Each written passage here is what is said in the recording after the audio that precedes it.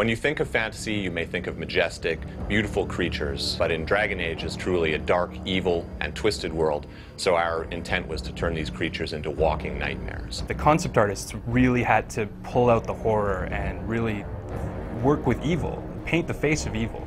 The mages had sought to usurp heaven, but instead, they destroyed it.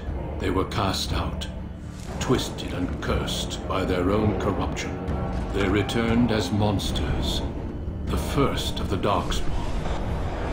As a concept artist, we really have two jobs. One is to build the blueprints and lay the foundation in order to actually build the things that go into creating a world.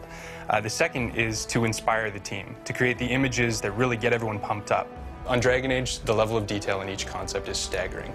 Each one is a piece of art unto itself. One great example is the work of Sung Kim. The level of love he puts into this stuff is impressive.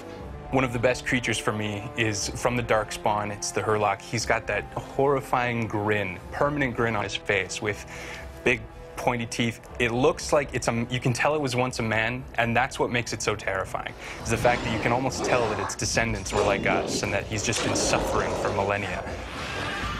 We really want to create a sense of like immediate terror, but then almost I think there's a sense of sympathy too, how you can almost tell that we could become this if we'd made the wrong choices.